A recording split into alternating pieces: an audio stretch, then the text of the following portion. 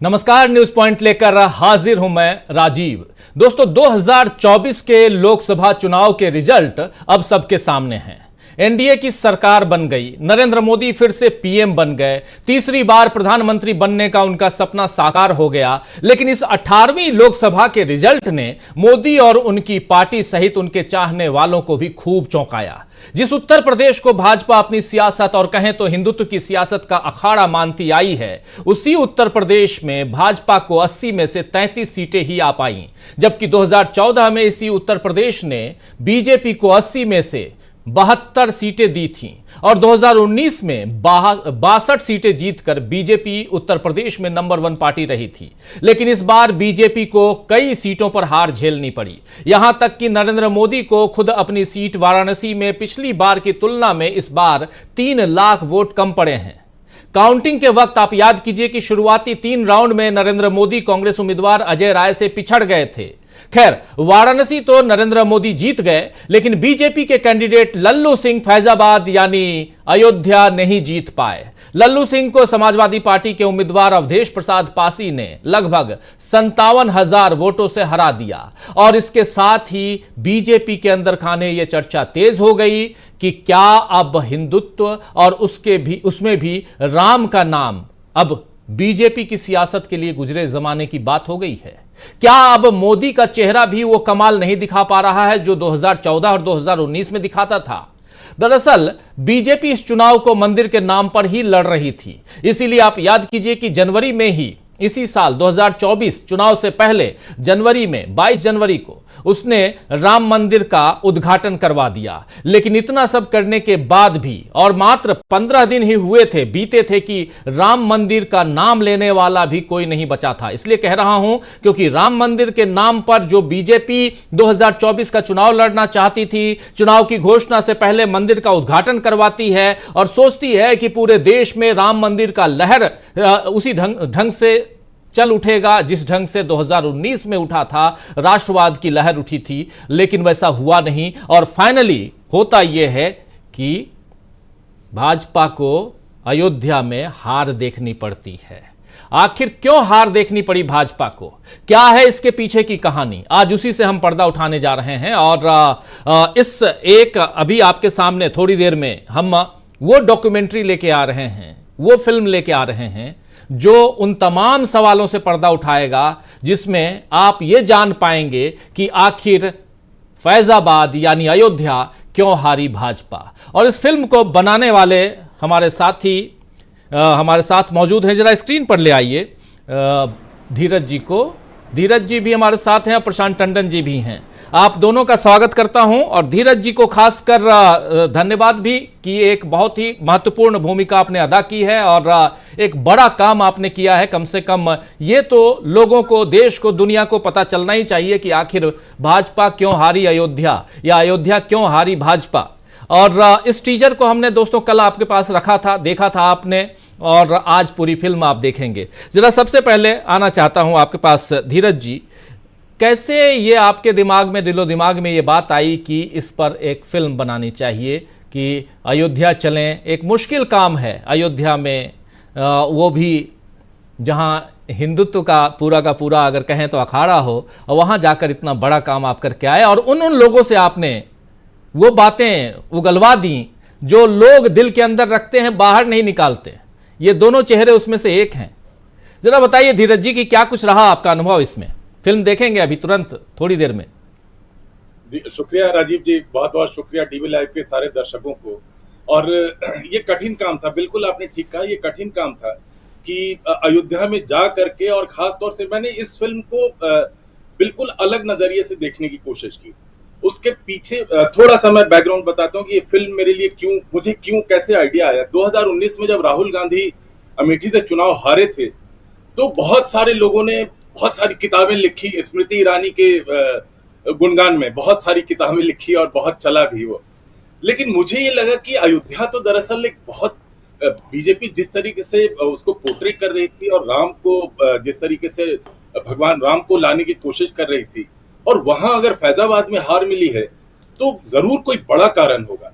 तो फिल्म बनाने की कोशिश में मैंने सबसे पहला काम यह किया कि मैं ज्यादातर ऐसे लोगों से बात करूंगा जो हिंदू हैं और जो अयोध्या से हैं, फैजाबाद से हैं, आसपास के लोग हैं, उन्होंने क्यों वोट नहीं दिया बीजेपी को? ये हमने सबसे ज्यादा ध्यान रखा कि कोई इस पे आरोप लगाता, अच्छा आपने मुसलमानों से जाके बात कर ली तो वो तो यही कहेंगे। इसलिए मैंने सबसे ज्यादा इस बात पे ध्यान रखा कि हिंदुओं से बात करें। उसमें भी मैंने एक बनाया, एक तय किया, कैटेगरी बनाई कि किन से बात करें। सबसे पहले हमने उन लोगों से बात की, जैसा आपने अभी जिक्र किया, कार सेवकों से, जो विवादित ढांचा बाबरी मस्जिद को गिराने में जिनकी अहम भूमिका थी, और उसमें से एक संतोष दुबे ऐसे हैं जिनको 4 गोलियां लगी थी और वो 20-22 दिन तक कोमा में रहे थे। उनको मैंने संपर्क किया और मैंने जानना चाहा कि आप इस बारे में बोलेंगे क्या कि बीजेपी क्यों हारी। उन्होंने कहा मैं बिल्कुल बोलूंगा, और मैं नहीं, अयोध्या का हर आदमी बोलेगा। राजीव जी, मैं आपको अपना एक एक्सपीरियंस सुनाता हूं। मैं जब एयरपोर्ट से बाहर निकला, गाड़ी में बैठा, पहले दिन की बात कर रहा हूं, एकदम जैसे ही अयोध्या पहुंचा, उसने जो ड्राइवर गाड़ी चला रहा था, मैंने उससे पूछा कि भैया ये बताओ कि आप लोगों ने क्या हरवा दिया बीजेपी को?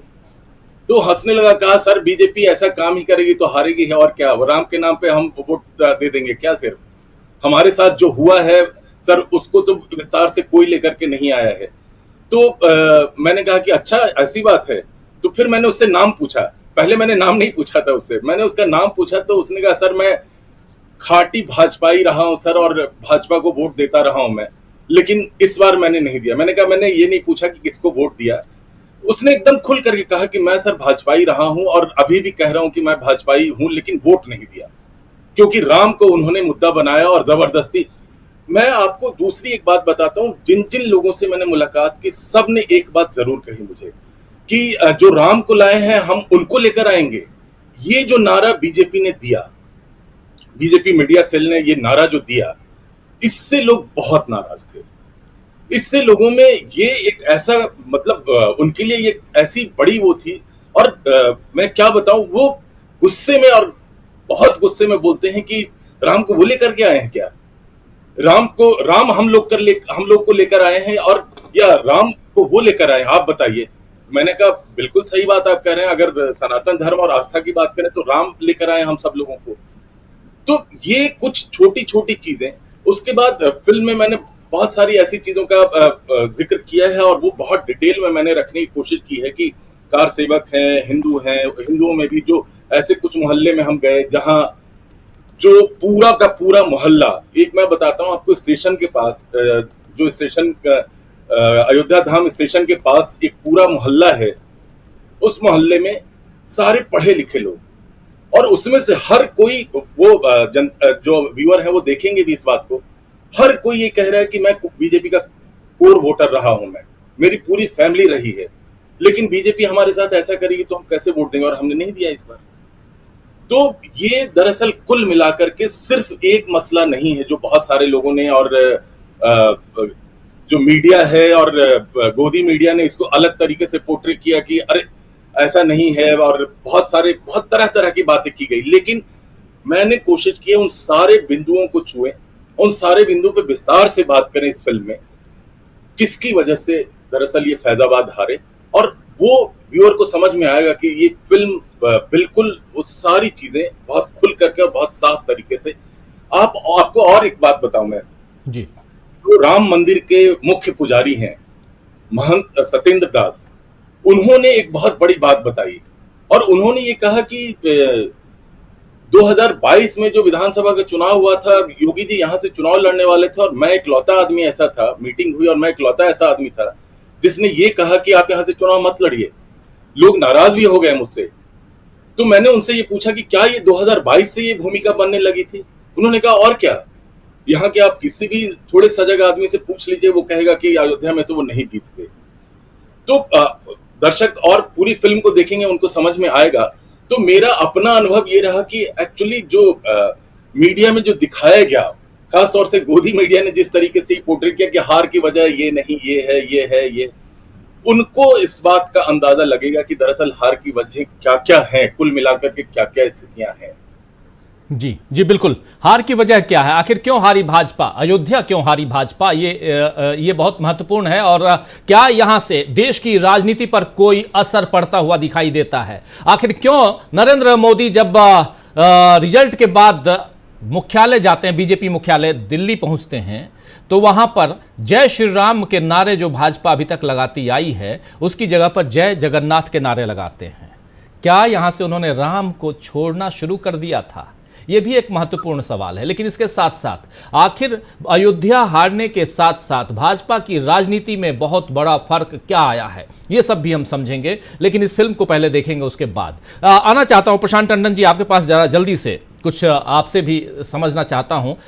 धीरज जी जैसे अभी अपनी बात बता रहे थे और बहुत महत्वपूर्ण बातें यहां रख रहे हैं, इसमें जरा जोड़िए लल्लू सिंह जो हारे हैं उनका बयान आप याद कीजिए, संविधान बदलना है। हालांकि अब संविधान बदलने ट्रंप भी जा रहे हैं अभी सुन लिया होगा आपने कि उन्होंने भी कह दिया कि ये आखिरी चुनाव होगा, मैं जीत के आता हूं, ये आखिरी चुनाव, आगे चुनाव लड़ने की जरूरत नहीं पड़ेगी। और वहां अमेरिका की बात बाद में करेंगे। लेकिन यहां पर अयोध्या में शुरुआत संविधान से होती है, लल्लू सिंह हार जाते हैं और उसके बाद अवधेश प्रसाद जी जीत के आते हैं। आप भी इस बात में बहुत बार हम लोग इस पे चर्चा कर चुके हैं। यहां से जो धीरज जी जो बात रख रहे हैं उसको थोड़ा आगे बढ़ाइए, कैसे देखा जाए? क्या यहां से हिंदुत्व की राजनीति में जो बीजेपी की राजनीति है उसमें यहां कोई फर्क, कोई मोड़, नया मोड़ कुछ आते हुए दिखाई देता है आपको? राजीव जी, पहले तो हम लोग जरा अयोध्या को या फैजाबाद को जो लोकसभा सीट है उसको समझ लें कि जिस अयोध्या के नाम पर पूरे देश में नफरत की राजनीति चलाई गई, जिसने आरिफ फल लिखवाया ठेले पर, उस अयोध्या में आप जाएंगे आज भी आपको वहां की हवा में, वहां के वातावरण में कोई नफरत नहीं दिखाई देगी। आप सड़क पे चलेंगे, आपको साइकिल में कोई मुसलमान भी जाता हुआ दिखाई दे जाएगा, मुस्लिम महिलाएं भी हिजाब पहन के जाती हुई दिखाई दे जाएंगी, बेखौफ, कोई नहीं पूछ रहा। तो ये एक तो अयोध्या को जरा हम समझ लें कि अयोध्या में ये अयोध्या के लोग सांप्रदायिक नहीं है, पहली बात। दूसरी बात कि आप अयोध्या दुनिया में कहीं और आप समझा दें, अयोध्या में जाके आप ये कहेंगे कि आप उनको लाएं जो राम को लेकर आए, आप उनको अयोध्या के लोगों को बता रहे हैं कि राम कौन है। और इसी का रीजन है राजीव जी कि केवल अयोध्या नहीं, चित्रकूट, उसके अलावा अवध रीजन में जो बीजेपी की हार हुई है उसका मुख्य कारण ये है क्योंकि वहां पे राम को बहुत डिफरेंट तरीके से, अलग तरीके से देखा जाता है। वो बीजेपी वाले राम नहीं है। मैं भी उसी इलाके का ही हूँ, अवध का ही हूँ जी। तो इसलिए मैं कह रहा हूँ कि वहां के राम बीजेपी के राम नहीं है। दूसरी बात, जब जिस वक्त आडवाणी जी को बिहार में गिरफ्तार किया गया था, वो जब रथ लेके चले गए थे, उसके बाद जो चुनाव हुआ था, उस चुनाव में कम्युनिस्ट पार्टी ऑफ इंडिया के कैंडिडेट मित्रसेन यादव जीत कर आए थे। उसके बाद जब बाबरी मस्जिद गिरती है, उसके बाद का जो चुनाव होता है, तब भी मित्रसेन यादव तब समाजवादी पार्टी में जाकर जीत कर आए जी। तो अयोध्या कोई बीजेपी का गढ़ रहा है, अयोध्या कोई बीजेपी की जागीरदारी थी, ऐसा तो कभी भी अयोध्या के लोग नहीं मानेंगे। और दूसरा, जो फिल्म में हम देखेंगे कि अयोध्या में अन्याय बहुत हुआ, अयोध्या के डेवलपमेंट के नाम पर किस तरीके से गुजराती बिजनेसमैन को वहाँ फायदे पहुंचाए गए, लोकल लोगों को। और वो नाराजगी मैंने भी देखी थी कुछ सप्ताह पहले, मैं भी वहाँ अयोध्या गया था राम मंदिर को उद्घाटन के कुछ सप्ताह पहले, और ये नाराजगी मैंने तब भी देखी थी वहाँ पे कि लोग नाराज रहे हैं वहाँ पे। जी बिल्कुल। बिल्कुल, अयोध्या में लोगों की नाराजगी ये साफ पहले भी झलक रही थी और लोग कह भी रहे थे कि शायद अयोध्या बहुत टफ होने जा रहा है, ये सीट बहुत टफ होने जा रही है, फैजाबाद की सीट। लेकिन अयोध्या बीजेपी हार जाएगी, शायद बीजेपी ने सोचा नहीं होगा। लेकिन क्या कारण है कि बीजेपी अयोध्या हारी? एक छोटा सा कमेंट धीरज जी के पास आना चाहता हूं, फिर सीधे चलेंगे और इस फिल्म को देखेंगे, इस डॉक्यूमेंट्री को देखेंगे और समझने की कोशिश करेंगे। हमारे तमाम साथी जो जुड़े हुए हैं, आप सबका एक बार फिर से स्वागत करता हूं, इस्तकबाल करता हूं दोस्तों, और बने रहिए। बहुत ही शानदार फिल्म जो लेकर आए हैं धीरज जी, और काफ़ी मेहनत और काफ़ी रिसर्च के बाद इस फिल्म को हम आप तक पहुंचा रहे हैं। और इसी के साथ एक घोषणा ये भी करना चाहता हूं कि ऐसी फिल्म आने वाले समय में आप और भी देखेंगे अलग अलग मुद्दों पे। और अगर कुछ आप भी देखना चाहते हो तो ज़रूर कमेंट बॉक्स में लिखिएगा कि क्या कुछ देखना चाहते हैं, ताकि हम लोग अपना एक आने वाले समय की प्लानिंग भी कर पाएँ और आप तक पहुंचा पाएँ। तो धीरज जी, ज़रा एक बात और बताइए कि क्या, जैसे आप बता रहे थे कि जो यहाँ के महंत हैं उन्होंने बातचीत क्या आसानी से कर ली? क्योंकि कहा जाता है कि वो बहुत मुश्किल है उनसे बात करना। हाँ, वो आपने बिल्कुल सही सवाल किया कि पहले तो मैं जब उनके पास गया, पहले मैं उनसे मिला जाकर के, और मैंने कहा कि आपका छोटा सा इंटरव्यू चाहिए मुझे। तो उन्होंने पूछा किस मसले पे? तो मैंने कहा कि महंत जी, दरअसल हम एक स्टोरी बना रहे हैं ऐसी कि मंदिर को लेकर के और उसकी भव्यता और उसकी सारी चीजों को लेकर के, और अयोध्या। फिर मैंने धीरे से ये बात कही कि और उसके साथ साथ मैं ये भी चाहता हूँ कि जो अयोध्या में हार हुई है वो एकदम से चौंके, नहीं इसमें बात नहीं हो सकती। तो बाद में मैंने किसी तरीके से उनको मनाया और मैंने कहा अच्छा, मैं कोई राजनीतिक सवाल आपसे नहीं करूंगा। और उसी समय, दरअसल जब मैं फिल्म बना रहा था, उसी समय गर्भगृह में बारिश का पानी का जो मामला उठा था और महंत जी ने ये जिक्र कर दिया था और बहुत सारी बातें हुई थी। तो न्यास की तरफ से कुछ और स्टेटमेंट आ गया था और महंत जी कह रहे थे पानी गिरा है। तो उनको लगा कि दरअसल मैं इस तरह की बातें करूंगा, और उन्होंने मुझे उस पर भी फिर बहुत डिटेल में बताया कि पानी गिरा था और वहां मैं अकेला आदमी नहीं था, वहां कम से कम 25-30 लोग थे, और बहुत डिटेल में उन्होंने उस पर भी बात की। लेकिन उन्होंने जब ये बताना शुरू किया कि आप क्या बात करते हैं, लल्लू सिंह जो यहाँ के सांसद रहे हैं वो सांसद लायक है ही नहीं। जब जैसे ही थोड़ी देर बाद जब इस तरह की बात शुरू हुई, उनका पहला कमेंट ये था कि आपको मैं आज बता दूं कि यहाँ हम जानते थे कि अगर लल्लू सिंह को टिकट दिया तो हार जाएंगे। तो मैंने कहा दूसरा बीजेपी का कोई लीडर होता तो वो जीत जाता। उन्होंने कहा तब भी मुश्किल था। तब उन्होंने जब 2022 की बात बताई तो मैंने ये कहा कि आप तो कह रहे हैं कि 2022 से ये स्थिति थी। मैं आपको एक और छोटी सी बात बताता हूं। मैं वहां के किन्हीं वरिष्ठ पत्रकार से मैंने बात की। उन्होंने बहुत अच्छी बात मुझे बताई कि जब जब राम के नाम पर वोट की राजनीति होती है, अयोध्या के लोग बहुत सजग हो जाते हैं इस बात के लिए। और प्रशांत बिल्कुल सही बात कही कि अयोध्या बीजेपी की जागीर नहीं है, और ये लोगों ने बार बार दिखाया। उसका उन्होंने 2-3 एग्जाम्पल, बहुत अच्छे एग्जाम्पल दिए कि 2017 में फैजाबाद को हटा करके अयोध्या और वहां पे नगर निगम बना दिया गया। तो 17 में जो नगर निगम का चुनाव हुआ उसमें बीजेपी जीत कर आई, लेकिन 2022 में जब नगर निगम का चुनाव हुआ तो बीजेपी हार गई। ये ज्यादातर लोगों को पता ही नहीं है। अब बीजेपी हार गई और उसके बाद फिर कुछ तोड़ करके लोगों को अपने साथ मिला लिया और फिर से वो बहुमत में आ गए। लेकिन वो यही तब तक शिलान्यास हो चुका था, मोदी जी ने शिलान्यास किया था। तो मैं कुल मिलाकर के ये कहना चाह रहा हूं कि वहां के लोगों में इस बात की चेतना बहुत अच्छी है कि उनके राम को और बीजेपी के राम में वो अंतर समझते हैं। प्रशांत जी ने बिल्कुल ठीक कहा कि वो उनके राम अपने हैं, अवध के राम अपने हैं। वो जैसे ही कोई उसमें घुसने की कोशिश करता है कि राम हमारे हैं, और तभी जो मैंने एक जिक्र किया, जो राम को लाए हम उनको लेकर आएंगे, इस बात से लोगों में भयंकर नाराजगी इसीलिए थी कि राम उनके नहीं है, बीजेपी के नहीं है।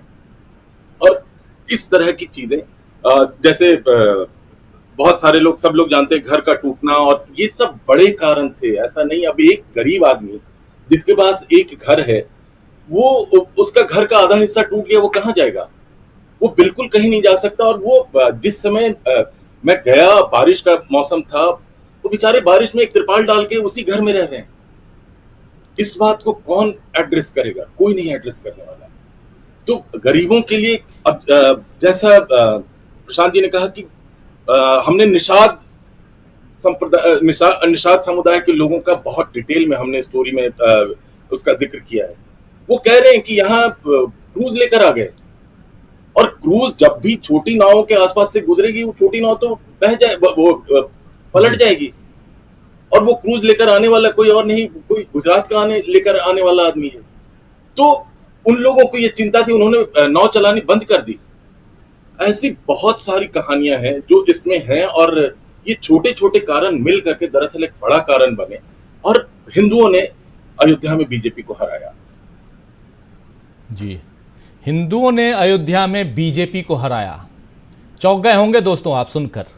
देश की राजनीति हिंदू और मुसलमान के बीच बटी हुई है, और बीजेपी को लगता है कि हिंदू मतलब उनके वोटर। लेकिन अगर हिंदुओं ने बीजेपी को अयोध्या में हराया तो ये बीजेपी को चेतने वाली बात, यानी कि बीजेपी को चेत जाना चाहिए। चलिए प्रशांत जी कुछ जोड़ना चाहेंगे इस पे? सिर्फ एक बात राजीव जी मैं बताना चाहता हूं कि अगर कोई भी व्यक्ति, आप अयोध्या जाएंगे और अयोध्या के लोगों से मिलेंगे, अयोध्या में कोई जय श्री राम नहीं कहता है। अयोध्या में राम राम या जय श्री राम कहते हैं। ये जय श्री राम बीजेपी का स्लोगन है, अयोध्या वासी नहीं कहते इसको। जी जी बिल्कुल। तो ये बीजेपी का स्लोगन जय श्री राम, ये बिल्कुल आप सही कह रहे हैं। हम लोग भी बचपन से जय सिया राम, राम राम, यही अभिवादन सुनते आए हैं, अभिवादन के रूप में यूज होता था। लेकिन ये कहाँ से कहाँ पहुँच गया, कहाँ ये सियासत में श्री राम आ गए, और उसके इर्द गिर्द बीजेपी की राजनीति। लेकिन धीरज जी ने जो बात कही है कि हिंदुओं ने, और ऐसे बहुत अलग अलग उत्तर प्रदेश के ही अलग अलग सीटों पे आप जाइए तो, और हिंदू और मुसलमान वोटरों की संख्या देखिए तो उसमें से कई ऐसे हैं जो मुस्लिम कैंडिडेट हैं, लेकिन वहाँ हिंदुओं की संख्या ज़्यादा है और मुस्लिम जीत के आए हैं। ये भी हुआ है। इकरा हसन को देख लीजिए आप, उसमें एक बहुत बड़ा उदाहरण है।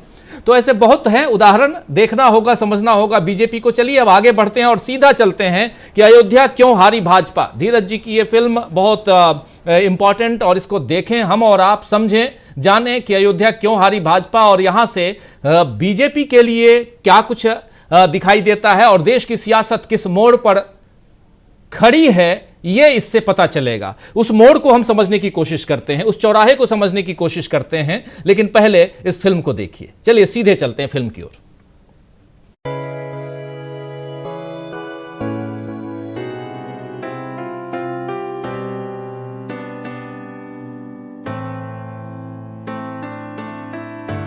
अयोध्या, जिसको युद्ध में जीता ना जा सके। हिंदू मान्यताओं के अनुसार यह महज एक शहर नहीं बल्कि आस्था का मंदिर है। हिंदुओं की मान्यता है कि ये उनके भगवान राम की नगरी है। कहते हैं सैकड़ों वर्षों से यहाँ की एक धार्मिक परंपरा रही है, आध्यात्मिक परंपरा रही है। पर दशकों से ये शहर अपनी परंपराओं से ज्यादा एक और कारण से दुनिया भर में चर्चा का कारण बना रहा है, राजनीति। अयोध्या के नाम पर राजनीति, भगवान राम के नाम पर राजनीति। एक राम अयोध्या वालों के दिलों में है जो हमेशा से उनके पास है, पर एक राम को बीजेपी के नेता और देश के प्रधानमंत्री नरेंद्र मोदी लेकर आए। हिंदू मान्यताओं के अनुसार पूरी दुनिया की प्राण प्रतिष्ठा भगवान राम ने की है, लेकिन नरेंद्र मोदी ने साल 2024 के जनवरी महीने में भगवान राम की प्राण प्रतिष्ठा की और उन्हें अयोध्या में बने मंदिर में स्थापित किया।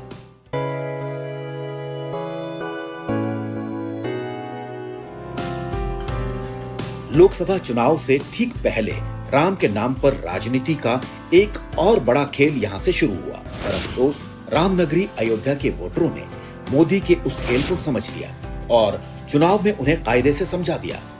मोदी की पार्टी बीजेपी अयोध्या फैजाबाद से अपनी सीट हार गई। ये फिल्म इसी पर आधारित है कि आखिरकार मोदी का राम के नाम पर तैयार किया गया हिंदुत्व एजेंडा अयोध्या में क्यों फेल हो गया।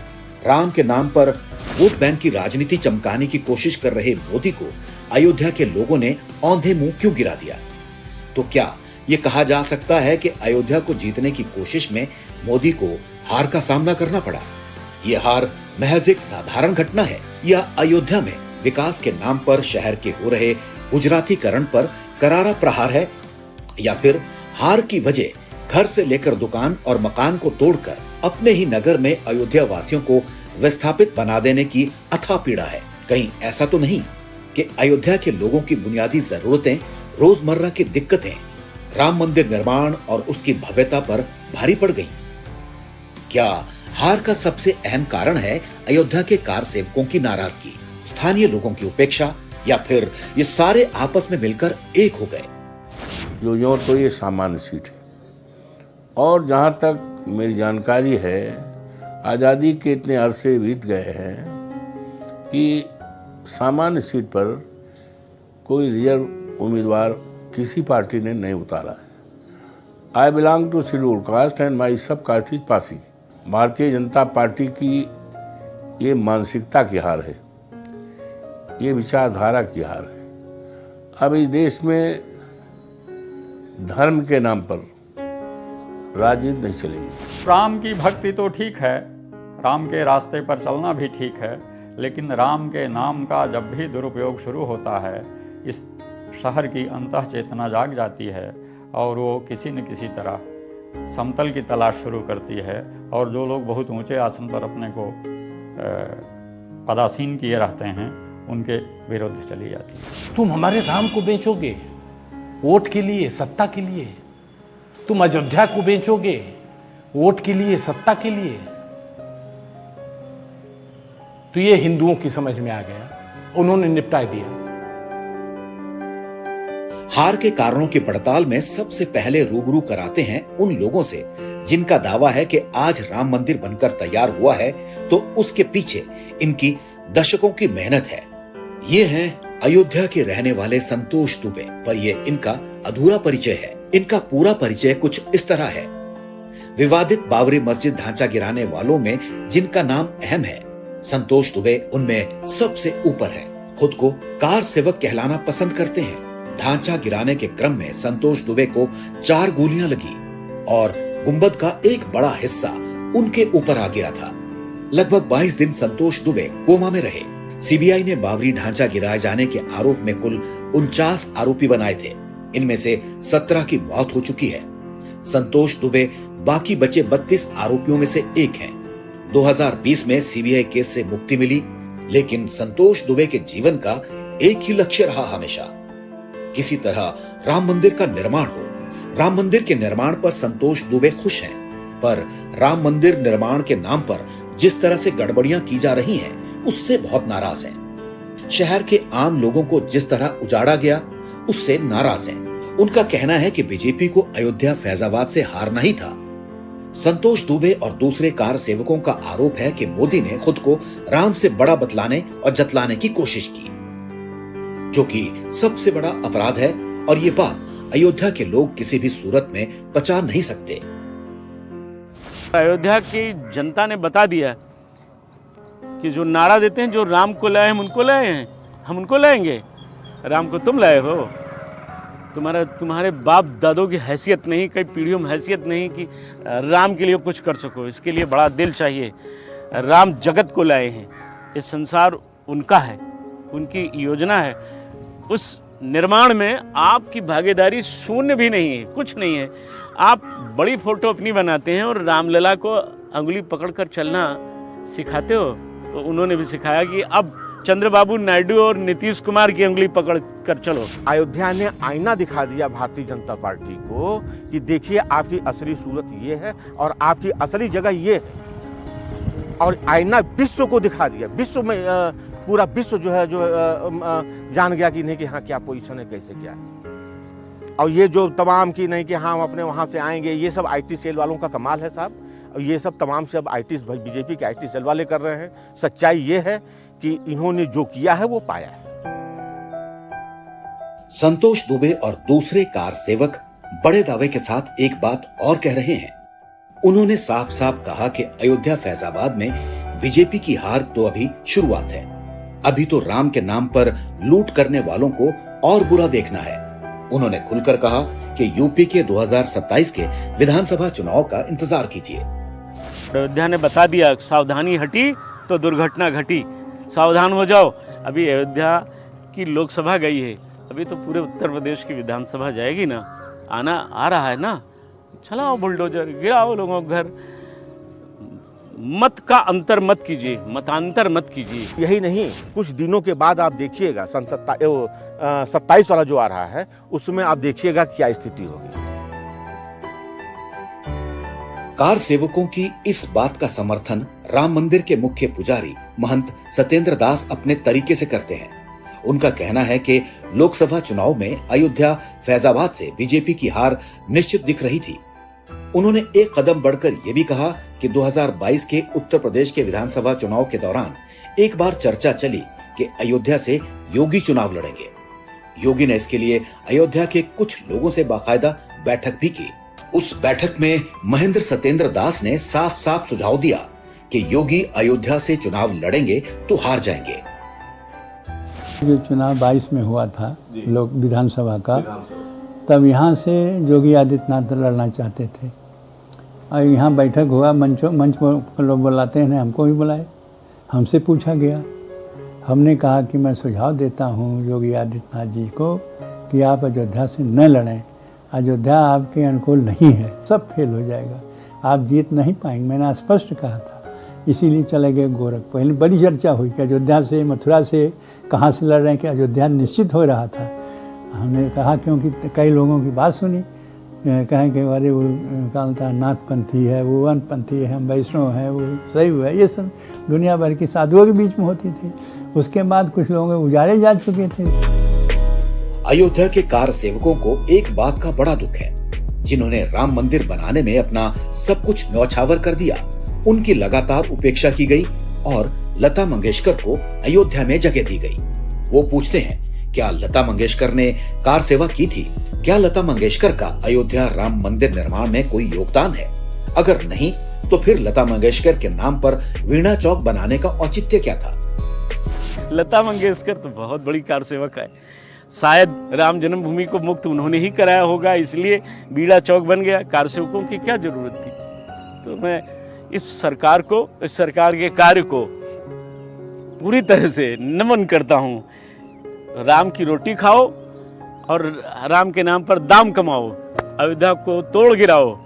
जवाब आपको देना होगा, मुझे नहीं। जो जैसा बोता है वो वैसा काटता है, कर्म गति टारे नहीं टरी। संतोष दुबे की इस बात की तस्दीक यहाँ के स्थानीय लोग भी करते हैं।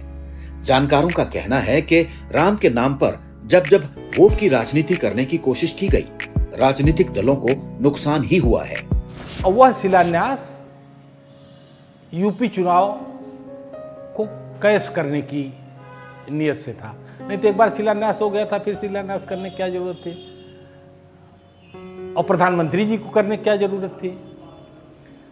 शिलान्यास हुआ, लेकिन उसके बाद जब चुनाव हुए उत्तर प्रदेश विधानसभा के, तो भाजपा ने, योगी जी ने अपनी सीटें गंवाई।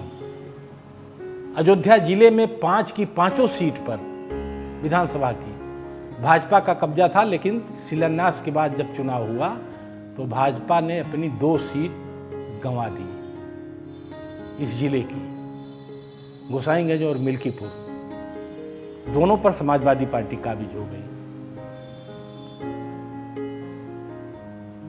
योगी जी ने अपने पहले कार्यकाल में इस अयोध्या को नगर निगम का दर्जा दिया था। अयोध्या जिले का नाम, फैजाबाद जिले का नाम बदल करके अयोध्या कर दिया था। फैजाबाद मंडल का नाम बदल करके अयोध्या कर दिया था। नगर निगम योगी जी ने बनाया था। और जब नगर निगम का पहला चुनाव हुआ था तो फुल फ्लेज मेजॉरिटी से नगर निगम पर भाजपा काबिज हुई थी। लेकिन राम मंदिर के शिलान्यास के बाद जो नगर निगम का चुनाव हुआ, उसमें भाजपा ने बोर्ड में अपना बहुमत खो दिया। शिलान्यास प्रधानमंत्री जी ने किया था। भाजपा ने अपना बहुमत खो दिया। बहुमत ही नहीं खोया, यहाँ की जनता का मिजाज देखिए और कैसे वो समझती है कि राम वोट का सब्जेक्ट नहीं है, राम मंदिर वोट का विषय नहीं है। ये निश्चित तौर पर इस शहर की चेतना को श्रेय जाता है इसका कि उसने अब तक कभी भी अपने राम को राजनीति की सौदागरी का पात्र बनाने का समर्थन नहीं किया, और नहीं किया तो न उसने भारतीय जनता पार्टी की चलने दी। और इससे पहले जब राजीव गांधी अपने प्रधानमंत्री काल में अपने प्रचार की शुरुआत करने यहाँ आए और देश भर में राम राज्य लाने का वादा किया, तो न उनकी सरकार वापस आई और न वे ये सीट जीत पाए।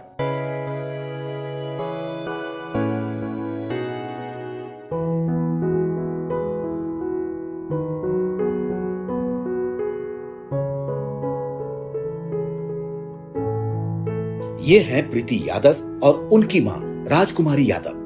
इनका ये टूटा हुआ घर राम मंदिर से लगभग 300 मीटर की दूरी पर है। पंचकोसी परिक्रमा मार्ग पर जनवरी महीने में जब राम की प्राण प्रतिष्ठा मंदिर में की जा रही थी, वो समय इस पूरे परिवार के लिए मानो सबसे मुश्किल भरे दिन थे। माँ, बेटी और पिता मानो घर में कैद थे। उस घर में शौचालय नहीं था। मंदिर निर्माण से पहले प्रशासन ने इनके घर के जिस हिस्से को गिराने का आदेश दिया, उसमें शौचालय भी आ गया। आधे कमरे के बचे हुए पूरे घर में शौचालय कहां बनता। स्वच्छ भारत अभियान के तहत पूरा परिवार सुबह सुबह शौचालय के लिए बाहर जाने को मजबूर हो गया। प्राण प्रतिष्ठा के दिन देश भर के वीवीआईपी आए। प्रशासन ने इन्हें अंधेरे कमरे में कैद कर दिया। राम मंदिर के नाम पर विकास की राजनीति ऐसे हुई कि इनके जीवन का घरौंदा ही उजड़ गया। हम लोगों को उजाड़ दे रहे हैं, क्या विकास हुआ? करोड़ों की संपत्ति राम मंदिर की आड़ में ले रहे हैं तो उजाड़ नहीं रहे हैं, घर गिरा रहे उजड़ नहीं रहे हैं। क्या सुख है? इससे ज्यादा सुख तो राम जी का जब मंदिर नहीं बनी थी तभी था। जैसे लग रहा सारी जिंदगी उजड़ गई। मेरे पिताजी दूध का बस बेचते हैं, लेकर खरीद कर एक एक पैसा लगा के ईंटा किस तरह से वो जोड़े। आज पूरी जिंदगी उनको बस यही 2 कमरा बनाने में लग गया। मुझे पढ़ाए लिखाए, मेरी शादी किए और उनके लड़के बच्चे कोई है नहीं, हम ही जो थे सब कुछ हम ही सहारा थे। अचानक आके बस मकान गिरा दे। लेटरिन बाथरूम था उस साइड, मुआवजा तो मिला नहीं, उसका अभी तक नहीं मिला। हम लोग खुले में जाते हैं, मम्मी पापा सब लोग तकलीफ सह रहे हैं। इधर उधर किसी तरह जंगल में इधर उधर अपना देख रहे हैं, कर रहे हैं, जाते हैं सुबह। सब लोग तकलीफ सह रहे हैं, इधर उधर किसी तरह जंगल में इधर उधर अपना देख रहे हैं, कर रहे हैं, जाते हैं सुबह। प्रीति के घर के आसपास सड़क के दोनों ओर जहां तक नजर जाती है, एक बात ज्यादातर घरों में कॉमन दिखाई देती है। जो दीवारें हंसते खेलते परिवार का हिस्सा थी, उनको काट काट कर कई हिस्सों में बांट दिया गया। लगता है दीवारें नहीं तोड़ी गई, बल्कि परिवार की खुशियों को मिटा दिया गया। दीवारों के साथ साथ परिवार के वजूद को भी मिटाने की सप्रयास कोशिश की गई है। राम मंदिर के आसपास और रामनगरी से गरीब दिखने वाले चेहरों को हटाने की कोशिश की गई है। घर टूटने के बाद पंचकोस परिक्रमा मार्ग पर रहने वाले इन लोगों की विवशता सुनिए। फार्म पर एक दस्तखत कराया सबसे, फिर मुआवजा बना के दे दिए जो देना था उनको। कम से कम जमीन का नहीं दिए, बस सिर्फ मकान का दिए। भाई प्रशासन से हम लड़ सकते हैं। कुल 1,60,000 मिला, तो उतना तो आप 25,000 तोड़ाई दिए, ईटा हटवाई दिए, मतलब 50,000 तो इसे चला गया। भाई जब वो बोले कि हम गिराएंगे तो आपको हर्जाना देना पड़ेगा, गाड़ी का या लेबर का या ड्राइवर का। तब हम जनता तो भाई घबरा गया। 9 नवंबर 2019 सुप्रीम कोर्ट ने राम मंदिर जन्मभूमि विवाद पर अपना अंतिम फैसला सुनाया। सुप्रीम कोर्ट ने अपने फैसले में कहा था कि जो 2.77 एकड़ की विवादित जमीन है, वो रामलला की जन्मभूमि है। कोर्ट ने इस जमीन को एक ट्रस्ट को सौंपने का फैसला सुनाया, जिसका निर्माण भारत सरकार ने फरवरी 2020 में किया। तय किया गया, राम जन्मभूमि ट्रस्ट का मुख्य काम है मंदिर का रखरखाव और उससे जुड़े तमाम पहलुओं पर ध्यान रखना, काम करना। सुप्रीम कोर्ट के आदेश के बाद केंद्र और उत्तर प्रदेश की बीजेपी सरकार ने अयोध्या के विकास के लिए हजारों करोड़ रुपए की परियोजनाओं का ऐलान किया। इसी ऐलान में शामिल था रामपथ का निर्माण।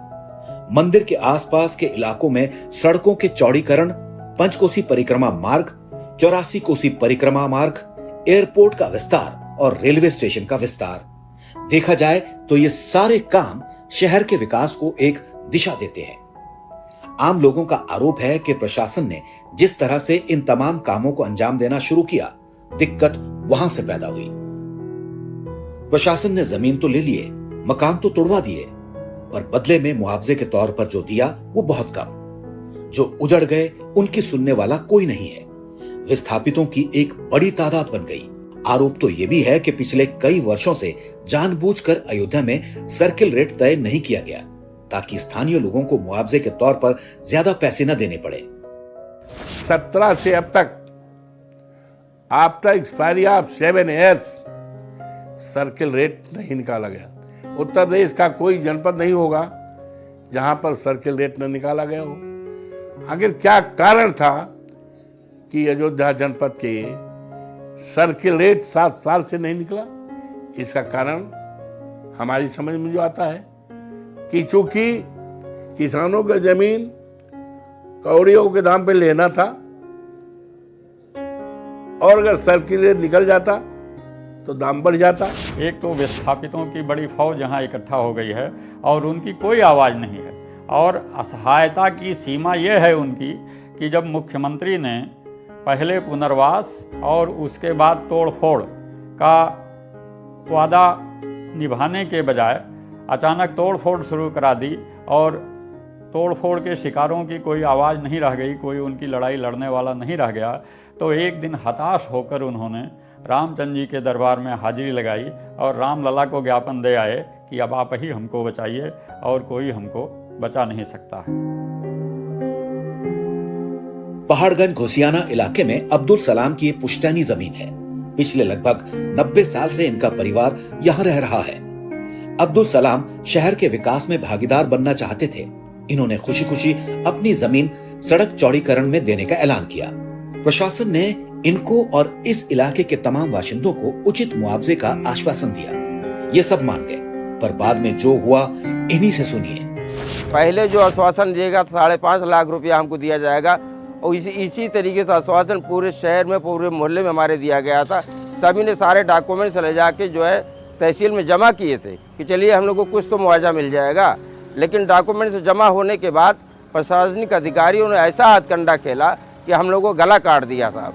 1,20,000 रुपये का मुआवजा दिया, जिसकी कीमत लगभग हमारे कम से कम नहीं तो 40 लाख रुपया बनती है। जैसा कि अब्दुल सलाम ने बताया, आप एक बार नजर दौड़ाइए पूरे इलाके पर। घर वालों ने और दुकानदारों ने अपने दिल पर पत्थर रखकर अपनी दीवारों पर हथौड़े चलवाए, सिर्फ इस मंशा से कि वो भी इस शहर के विकास में भागीदार बनना चाहते हैं।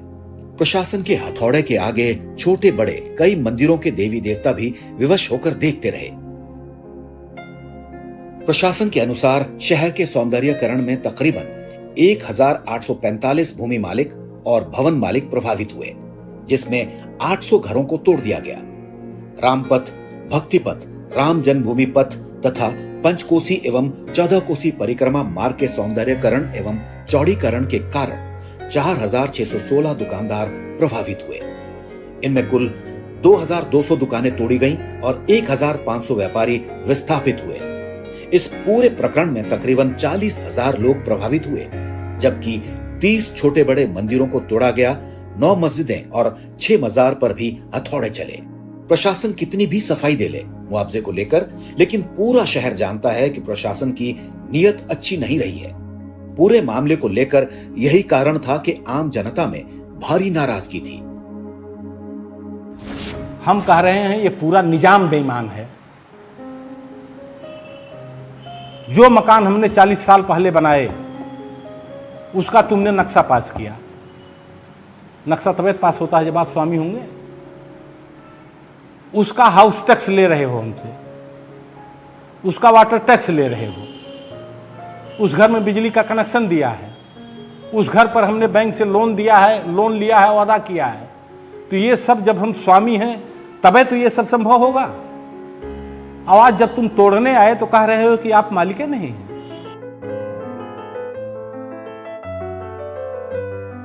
दुकानों के टूटने से स्थानीय व्यापारियों के चेहरे पर मायूसी छाई है। इनमें से कई तो ऐसे हैं जिनकी दुकानें भी तोड़ दी गई और घर भी तोड़ दिए गए। एक तो रोजगार को तबाह कर दिया गया और सिर छुपाकर रोने के लिए घर का कोना भी नहीं छोड़ा। हनुमानगढ़ी के पास दुकान लगाने वाला ये है समीर। 6 लोगों के परिवार का पेट इसी दुकान से भरता है। पिछले 40 साल से ज्यादा समय से ये दुकान समीर के परिवार वाले चलाते रहे हैं। जो कुछ भी दिख रहा है अब यही है समीर की दुकान। पहले ये बाकायदा दुकान की शक्ल में थी। समीर इस दुकान का मालिक नहीं है बल्कि किराएदार है। प्रशासन ने पहले कहा था कि मुआवजे में 60% मकान मालिक और 40% किराएदार का हिस्सा होगा, पर जब दुकान तोड़ दी गई तो मानो सरकार का आश्वासन धरा का धरा रह गया। मुआवजे का सारा पैसा मकान मालिक को दे दिया गया। हैरानी की बात यह है कि समीर अब भी इस टूटी दुकान का किराया दे रहा है। हजारों पीड़ित दुकानदारों में से एक हैं मोहम्मद रियाज।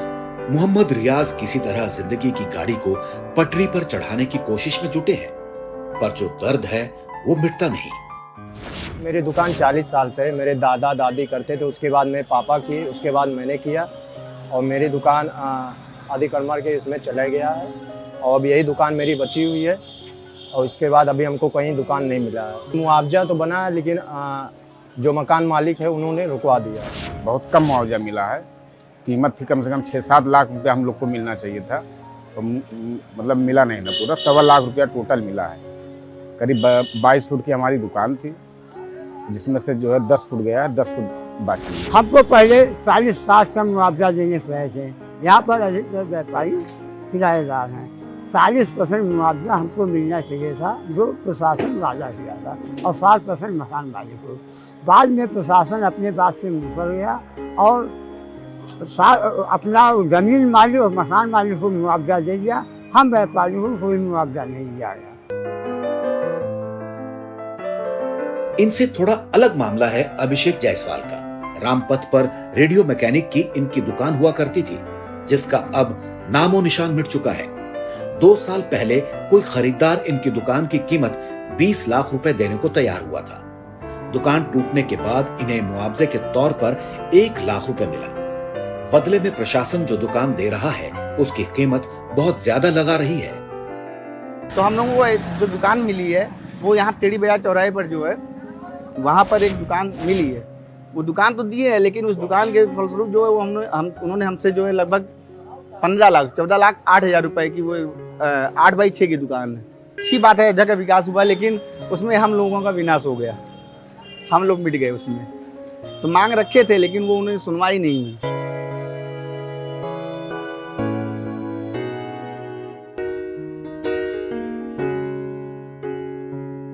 अब तक तो हमने टूटे घरों और दुकानों के टूटने की वजह से चीखती बेबसी और खामोश उदासियों से अयोध्या को देखने और समझने की कोशिश की। अब देखिए अयोध्या के नाराज हिंदुओं की एक अलग तरह की कहानी। ये है कनीगंज का नोनहटिया मोहल्ला, अयोध्या धाम रेलवे स्टेशन से सटा। मोहल्ले के लोग पढ़े लिखे हैं और अपने अधिकारों की रक्षा करना जानते हैं। यहाँ का लगभग हर वोटर बीजेपी का घनघोर समर्थक है। इस बात का दावा वो खुद कर रहे हैं, लेकिन अब बात बसेरे पर आ गई है। रेलवे स्टेशन के विस्तारीकरण के लिए सरकार इनकी कॉलोनी को गिराने को लेकर अखबारों में नोटिस दे चुकी है। हालांकि यहाँ के बाशिंदों ने फैजाबाद के पूर्व बीजेपी सांसद से लेकर उत्तर प्रदेश के मुख्यमंत्री तक गुहार लगाई, पर परिणाम में हवाई आश्वासन मिले।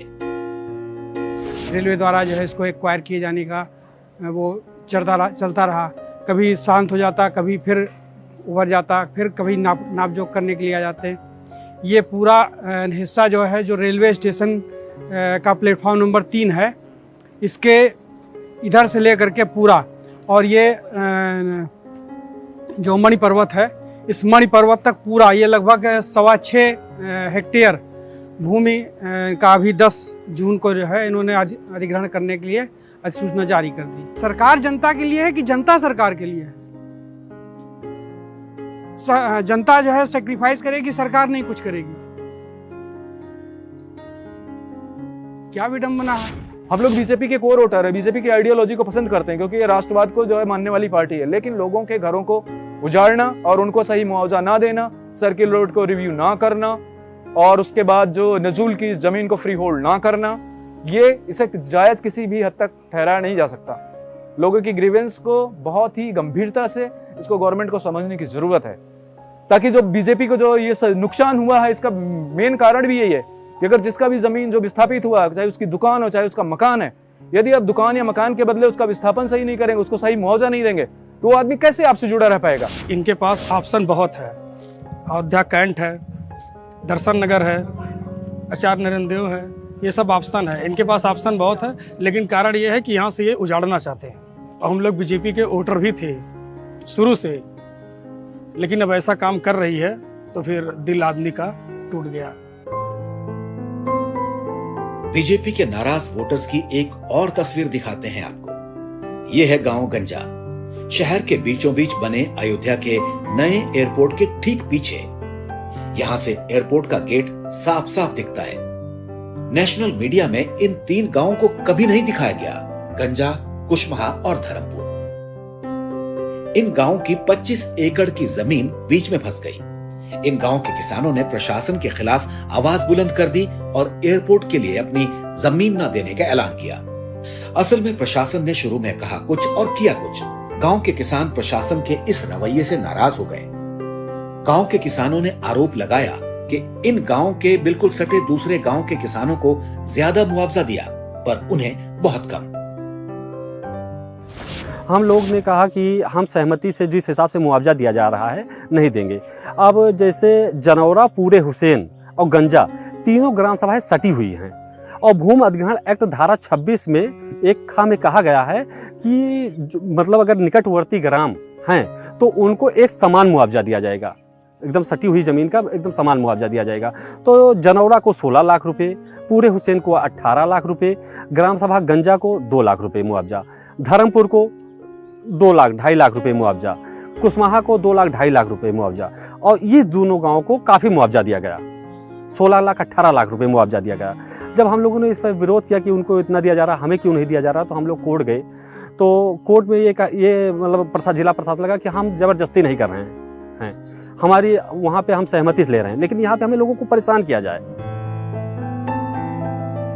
किसानों के खेतों को अपने कब्जे में करने के बाद उन्हें घरों से विस्थापित कर देना और एक नई दुनिया का सब्ज बाग दिखाना सबसे बड़ा अपराध है। इसी के भुक्तभोगी हैं नई बसाई जा रही कॉलोनी मलिकपुर के निवासी। इस कॉलोनी के सभी निवासी विस्थापित होकर आसपास के गांव से यहां आए हैं। ये सभी किसान हैं, लेकिन अब इनके पास जो बचा है वो सिर्फ एक घर। अगर घर भी सलामत हो तब भी गनीमत होती। सच तो यह है कि जो घर इन लोगों को दिया गया उसका कोई कागज आज तक नहीं दिया गया। असल में यह जमीन शिक्षा विभाग की है। विस्थापित होकर लाए गए लोगों के मन में एक अजीब सा खौफ है, कहीं इनकी हालत लखनऊ के अकबर नगर या हल्द्वानी की रेलवे कॉलोनी की तरह ना हो जाए, जहां के लोगों को सरकार ने बसाया पर कागज नहीं दिए और अंततः कई दशकों के बाद उन्हें वहां से भगा दिया गया। मैं पूर्व गंजा निवासी हूं और अब मलिकपुर विस्थापित कर दिए गए हैं। यहाँ पे हमको ज़मीन मिली है, मकान बनवाया गया। अब दिक्कत ये आ रही है कि हम लोगों को अभी तक कोई पट्टा या पेपर नहीं मिला है। हमको ऐसे जैसे लखनऊ अकबरपुर या हल्द्वानी रेलवे जैसे मामले आए मेरे सामने, तो अब ये लग रहा है कि हम लोग शिक्षा विभाग की ज़मीन में बसाए गए हैं। कहीं ऐसा ना हो कि कल को शिक्षा विभाग हम लोगों को भी मतलब यहाँ से हटा दे, तो हम लोग कहाँ जाएंगे। एयरपोर्ट में जो है हमारी घर और ज़मीन सारा चला गया। अब वहाँ से हमको मलिकपुर स्थापित किए हैं। यहाँ पे ज़मीनें जो है दिए हैं वो भी पूर्ण रूप से नहीं दिए हैं, आधा ही दिए हैं। ऊपर से जो है अभी तक इसका हमें कागज़ नहीं मिला है। इसी नए बसाए जा रहे मोहल्ले में रहने वाली सियावती का दर्द सुनिए। कहती हैं 2 साल हो गए अपने गांव से उजड़े हुए, लेकिन अब भी ये भरोसा नहीं है कि जिस घर में वो रह रही हैं वो उनका अपना है। कारण है सरकार की उपेक्षा। 14 मई 2 साल हो गए हम लोग को जमीन मिले, यहाँ कोई कागज नहीं मिला। हम लोग अपनी मर्जी थोड़ी आए, जब हम लोग को सरकार निकाला तभी तो आए यहाँ पे, कि हम लोग को शौक लगा था। हम लोग को अच्छा लग रहा है कि अपना गांव जन्मभूमि छोड़ के चले आए यहाँ। अयोध्या के आम लोगों की चर्चा में एक बात बहुत ज्यादा सुनी जा सकती है। गरीबों और किसानों की जमीनों को कौड़ियों के दाम पर खरीदकर यूपी के बड़े अधिकारियों ने अपने सगे संबंधियों के नाम पर जमीन ले ली है। इस बात का बड़े तौर पर खुलासा अखबारों ने भी कर दिया है। एक अखबार के मुताबिक 2019 में सुप्रीम कोर्ट का फैसला आने के बाद अयोध्या के 15 किलोमीटर के एरिया में कई सारे नेताओं, IAS, IPS या उनके परिवार और बड़े कारोबारियों ने जमीनें खरीदी और बेची। इसमें अरुणाचल प्रदेश के डिप्टी CM के दोनों बेटों सहित यूपी STF चीफ, यूपी गृह विभाग के सचिव, यूपी के पूर्व DGP, बीजेपी के पूर्व सांसद ब्रिजभूषण सिंह के बेटे करण भूषण का नाम तो है ही, साथ में ऐसे कई बड़े लोग हैं। इनके अलावा तमाम बड़ी कॉर्पोरेट कंपनियां भी शामिल हैं।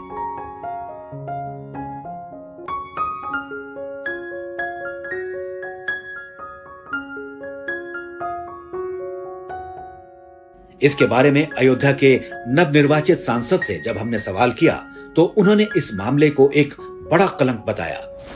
बाहरी लोगों को बसाना, मैं समझता हूं, उत्तर प्रदेश की महान जनता पर और उत्तर प्रदेश के गौरवशाली इतिहास पर एक कलंक है। और उजाड़ के बसाना तो और बड़ी चिंता और तकलीफ की बात है। हम चाहेंगे कि यहाँ के उजड़े हुए लोगों को बसाया जाए। हम चाहेंगे कि जिनकी जमीन गई है उनको वाजिब मुआवजा दिया जाए। हम चाहेंगे इस बात पर रोक लगाई जाए। जरूरत है कि बहुत उच्च स्तरीय जांच की जाए और एक निश्चित तिथि दी जाए। 1 महीने के अंदर, 15 दिन के अंदर, 1 सप्ताह के अंदर, 2 महीने के अंदर, और रिपोर्ट भी आनी चाहिए, क्योंकि राम से जुड़ा है ये। राम मर्यादा पुरुषोत्तम राम है। ये जो मुआवजा है एक बड़ा घोटाला है, बहुत बड़ा घोटाला है। अगर इसकी जांच ईमानदार CBI करे, ईमानदार CBI, बेईमान CBI नहीं, सरकारी CBI नहीं, ईमानदार CBI अगर जांच करे तो ये खरबों का घोटाला है। यहाँ के प्रशासनिक अधिकारियों ने जो समाजवादी विचारधारा के हैं, उन्होंने भाजपा का अंतिम संस्कार यहाँ कर दिया है। अयोध्या में जितनी भी विकास की योजनाएं बनी वह सब ब्यूरोक्रेट्स ने खुद लूटने के लिए बनाई। जैसे अयोध्या में इंटरनेशनल बस अड्डा है, एक मैं उदाहरण दे रहा हूँ, करोड़ों की लागत से बना।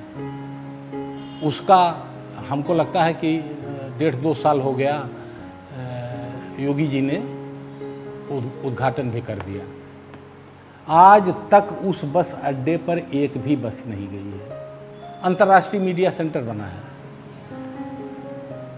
आज तक उसमें कोई पत्रकार नहीं गया है, उसका भी उद्घाटन हो गया है। भजन संध्या स्थल बन गया, आज तक वहाँ कोई भजन नहीं हुए। राम कथा पार्क है, आज तक वहाँ कोई कथा नहीं हुई।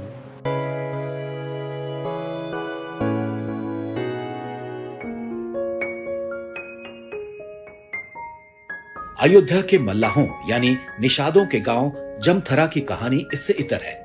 इस गांव में तकरीबन 500 से ज्यादा लोग रहते हैं, पर प्रशासन ने यह ऐलान किया है कि पूरा गांव उजाड़ दिया जाएगा।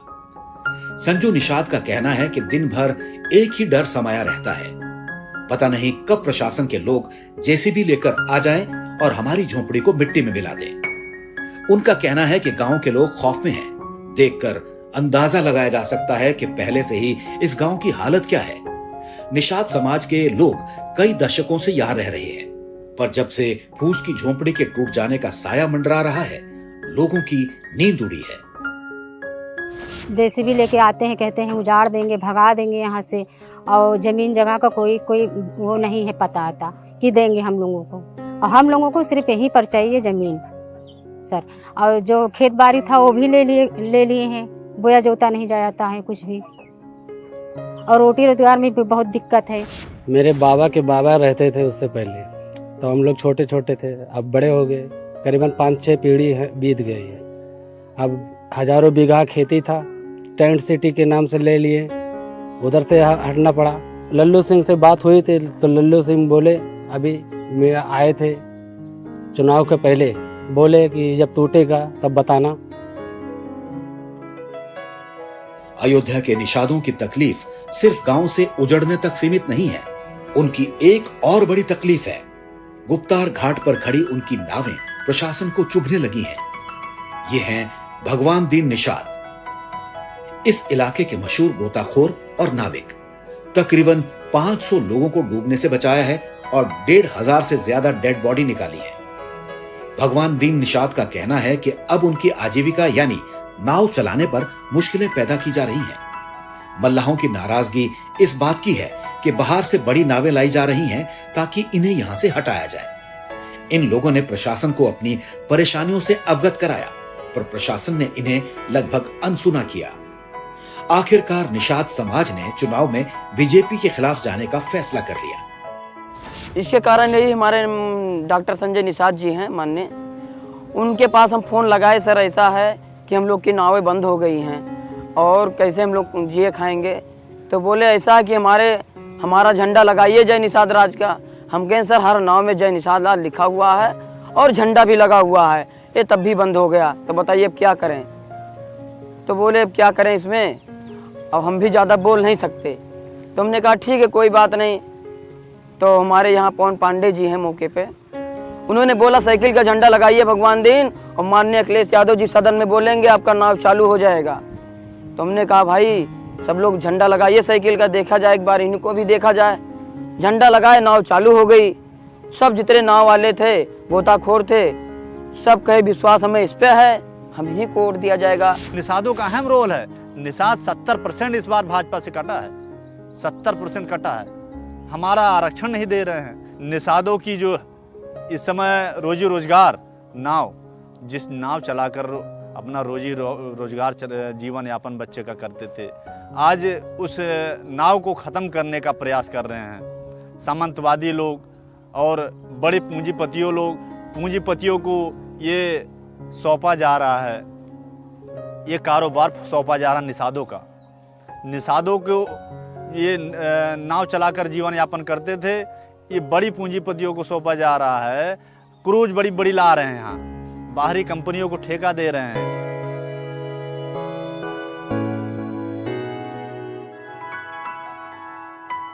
अब तक आपने देखा बीजेपी को लेकर किस तरह से अयोध्या और फैजाबाद में आम लोगों से लेकर किसानों, व्यापारियों और कार सेवकों तक में नाराजगी रही है। राम के नाम पर वोटरों को लुभाने की बीजेपी की यह कोशिश पूरी तरह से असफल रही। अब आपको अयोध्या के एक और पहलू से रूबरू कराते हैं। 22 जनवरी को प्राण प्रतिष्ठा के बाद लगभग 55 दिनों तक अयोध्या में उत्सव मनाया गया। हर दिन लगभग 1.5 से 2 लाख श्रद्धालु अयोध्या आते रहे और भगवान राम का दर्शन करते रहे। लेकिन मार्च खत्म होते होते अयोध्या अपने पुराने रूप में लौटने लगी। भगवान राम का दर्शन करने वालों की संख्या में एकदम से कमी आने लगी। अभी के आंकड़ों की बात करें तो हर दिन अधिक से अधिक 35 से 40 हजार श्रद्धालु रोजाना अयोध्या आते हैं। ये बात कोई और नहीं, राम मंदिर के मुख्य पुजारी महंत सत्येंद्र दास कह रहे हैं। नहीं, उसमें पहले की अपेक्षा कमी आई है। पहले लाखों के लाखों लोग सुबह से शुरू होता था और वह शाम रात तक चलता था, और परिणाम ये होता था कि जो भगवान का शयन की अवधि 9 बजे तक, उसको 10 बजे तक, रात तक किया जाता था। उनके दर्शन की सभी लोग दर्शन कर लें, तो सुबह से शाम, दोपहर में 1 घंटा 2 घंटा का विश्राम रहा, वो भी नहीं किया जाता था। लेकिन अब उतना नहीं है, उससे कम है। तो मान लीजिए साल भर में आपका एक टूर बनता था कि निकलेंगे, बनारस हो लेंगे, अयोध्या हो लेंगे, चित्रकूट हो लेंगे, घर चले आएंगे। तो अब क्या राम मंदिर बनने से साल भर में 14 टूर आप करेंगे? कहाँ से करेंगे हैं? तो अयोध्या आप भी उतने बार आगे आएंगे जितना पहले आते रहे।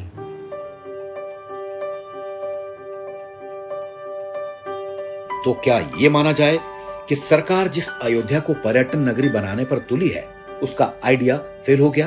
सरकार फेल हो तो हो, पर सरकार के फेल होने के इस क्रम में यहाँ बिजनेस लगाने वाले व्यापारी वर्ग को काफी नुकसान हो रहा है। जब से राम मंदिर निर्माण का काम शुरू हुआ उसके बाद से इस शहर में 1300 प्रस्तावित निर्माणाधीन या निर्मित होटल पंजीकृत किए गए, जिनमें से देश के 5 बड़े होटल व्यवसायियों ने होटल लगाने के प्रस्ताव को वापस ले लिया। अयोध्या में जो पैराग्लाइडिंग शुरू किया गया था वो बंद हो गया। हेलीकॉप्टर से अयोध्या शहर को घुमाने की योजना शुरू हुई, जिसे 1 से 2 हफ्तों में बंद कर दिया गया। अयोध्या से पूरे देश में अलग अलग शहरों के लिए उड़ानें शुरू की गई। यात्रियों की कमी की वजह से ज्यादातर उड़ानें बंद कर दी गई। और तो और प्राण प्रतिष्ठा के बाद अयोध्या शहर का व्यवसाय 20 से 22% कम हो गया। यहाँ पैराग्लाइडर शुरू किए, वह भी भाग गया। यहाँ हेलीकॉप्टर से अयोध्या दर्शन की व्यवस्था किए, 1 हफ्ते में वो भी भाग गया। यहाँ उड़ानें शुरू की गई, उड़ानें आधी से भी कम रह गई हैं। यहाँ होटल मामूली नहीं, 1300 होटल प्रस्तावित, निर्माणाधीन और निर्मित पंजीकृत हैं अयोध्या में।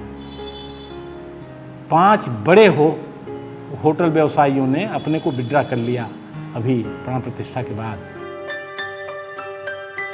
गाड़ी चला रहे इस शख्स का नाम है अमितेश प्रताप सिंह। फैजाबाद के रहने वाले हैं और ट्रांसपोर्ट का बिजनेस करते हैं। जनवरी महीने से पहले अमितेश के पास 4 गाड़ियां थी, लेकिन जनवरी 2024 के पहले महीने में आलम यह हुआ कि गाड़ियों की डिमांड चरम पर पहुंच गई। इस माहौल को देखते हुए अमितेश ने 8 और नई गाड़ियां खरीद ली। 3 महीने तक तो ऐसा रहा कि इनकी कोई भी गाड़ी कभी खड़ी नहीं रही। पर अब हाल सुनिए। अमितेश बताते हैं कि ज्यादातर गाड़ियां खड़ी रहती हैं, लोन लेकर गाड़ियां खरीदी हैं। एक गाड़ी से उनकी EMI की रकम भी नहीं निकल पा रही है। अगर हाल यही रहा तो गाड़ियां बेचनी पड़ जाएंगी। मैं अपनी बात बताऊं तो मेरे पास लगभग 12 से 13 गाड़ियां हैं। ऐसा होता था कि पहले की कभी कभी गाड़ी खाली नहीं होती थी और गाड़ी की हो जाती थी शॉर्टेज। लेकिन आजकल की बात यह है कि हमारे पास भी 5 से 6 गाड़ी खड़ी रहती हैं। तो उस हिसाब से अब हमारा फेयर भी नहीं रह गया। जैसे कि हम पहले बोल देते थे कि आप आइए, इतना हो गया, उससे नीचे नहीं जाना है, तो हमारा संगठन रहता उससे नीचे नहीं जाना। लेकिन अब क्या है, ठीक है इतना ही दे दीजिए, हो जा रहा है। कुल मिलाकर अयोध्या में राम मंदिर निर्माण और भगवान राम की प्राण प्रतिष्ठा ने शहर को विकास के नाम पर जितना दिया वो अपने आप में अहम हो सकता है, पर जिस तरह से लोगों के घरों को उजाड़ दिया, व्यापारियों के बिजनेस बर्बाद कर दिए, किसानों के खेतों को औने पौने दाम में खरीद लिया, उससे जनता में भारी नाराजगी रही। ध्यान रहे कि इनमें से ज्यादातर हिंदू हैं जिन्होंने बीजेपी को नकार दिया, चाहे कोई भी जातिगत समीकरण का हवाला दे या फिर किसी और तरह की बातें करे। पर सच यही है कि अयोध्या के लोगों की बुनियादी जरूरतों के सामने राम मंदिर के निर्माण के मुद्दे को कैश करने की सरकार की कोशिश विफल रही।